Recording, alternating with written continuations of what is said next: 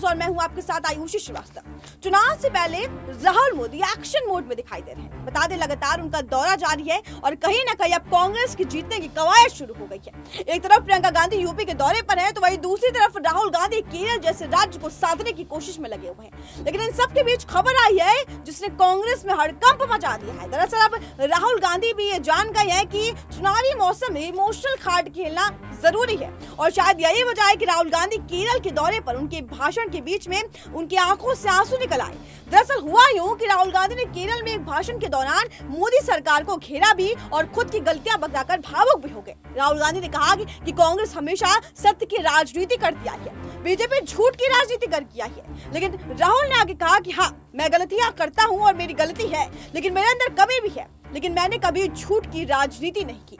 और ये बात बोलते हुए राहुल गांधी भावुक हो गए और उनकी आंखों में आंसू तक आ गए। लेकिन इसी बीच कांग्रेस नेता राहुल गांधी ने केरल में एक बयान देकर जिस पर काफी विवाद भी हो रहा है। अब उनका ये बयान कांग्रेस के लिए गले की हड्डी बन गया है।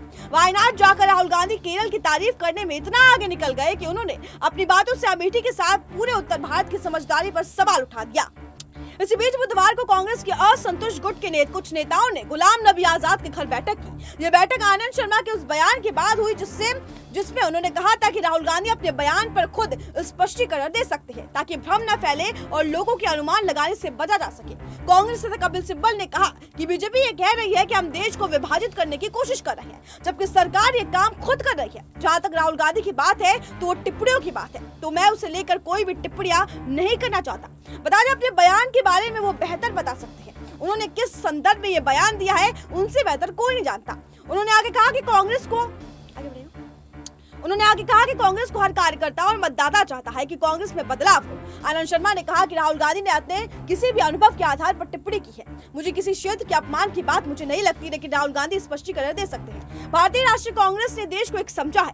हमने कभी क्षेत्र, भाषा और धर्म के आधार पर लिकर और लकीर नहीं खींची है। उन्होंने कहा कि कुछ लोग क्या कहना चाह रहे हैं हम नहीं समझ सकते, लेकिन जहाँ तक अमेठी की बात है वहाँ के मतदाताओं की भी हम कृतज्ञ हैं। उन्होंने लंबे समय तक राजीव गांधी जी को चुनकर भेजा। राहुल गांधी भी 3 बार चुने गए हैं। कांग्रेस पार्टी वहां के मतदाताओं का सम्मान करती है। बता दें, वायनाड से सांसद राहुल गांधी ने कहा कि उत्तर भारत में उन्हें अलग तरह से की राजनीति की आदत हो गई है और केरल आना उनके लिए एक तरह का अनुभव है, क्योंकि यहाँ के लोग मुद्दे में ज्यादा दिलचस्पी रखते हैं। केरल विधानसभा विपक्ष के नेता रमेश चितनलाल ने भी नेतृत्व में आयोजित ऐश्वर्या राय यात्रा के समापन पे भी राहुल गांधी ने कहा कि उन्होंने केरल के लोगों से काफी कुछ सीखा है और यहाँ के लोगों की बुद्धिमत्ता को थोड़ा समझा भी है। उन्होंने आगे कहा कि पहले 15 साल में उत्तर भारत से सांसद रहा, इसलिए मुझे अलग तरह की राजनीति की आदत हो गई है। मेरे लिए केरल आना अनुभव है, क्योंकि अचानक मैंने देखा कि लोग मुद्दे पर दिलचस्पी लेते हैं और सिर्फ दिखावे के लिए नहीं बल्कि गहनता से उस पर विचार भी करते हैं।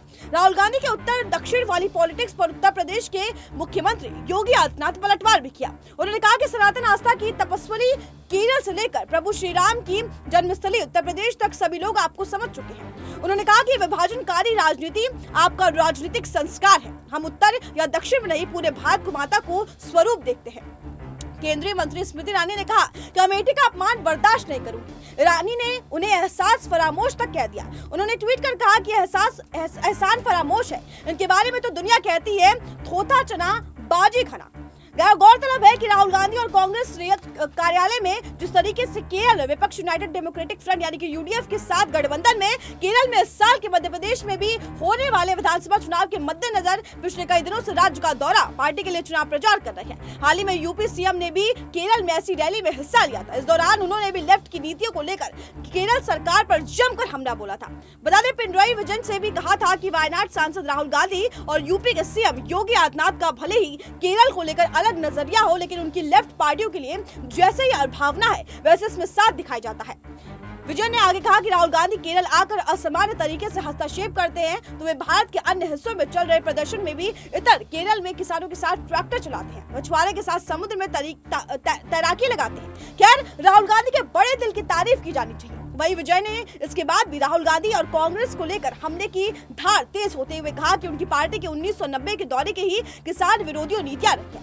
इन नीतियों ने किसानों को सुसाइड की ओर ढकेला है। विजय ने कहा कि लाखों किसान जिनकी मौत हुई थी, उनकी मौत की जिम्मेदारी कांग्रेस की है। राहुल गांधी को कांग्रेस की तारीफ और उसकी तरफ से किसानों में माफी मांगनी चाहिए। विजय ने इसके बाद यूपी के सीएम योगी आदित्यनाथ को घेरते हुए कहा कि योगी आदित्यनाथ कहते हैं कि केरल हर बात में पीछे है। उन्होंने कहा कि युवा विदेश जा रहे हैं क्योंकि यहाँ उनके पास रोजगार नहीं है, जबकि केरल के 15% प्रवासी कामगार यूपी से ही है, जिन्हें हमारी सरकार बीमा और अन्य फायदे मुहैया कराती है। यूपी के सीएम कहते हैं कि हमारी सरकार लोगों को एक दूसरे के खिलाफ लड़वा रही है, पर इन 5 सालों में केरल में कोई सांप्रदायिक हिंसा नहीं हुई। यूपी में क्या हालात है हमने भी देखा है। महिलाओं के खिलाफ अपराध यूपी में सबसे ज्यादा है। जिस तरीके से चुनाव नजदीक है, बंगाल, केरल और यूपी का, ऐसे में इमोशनल कार्ड जनता के साथ खेलना कितना सही है और कितना गलत है, आप इस पर हमारी कॉमेंट दे सकते हैं। आप देखते रहिए SPN 9 न्यूज़।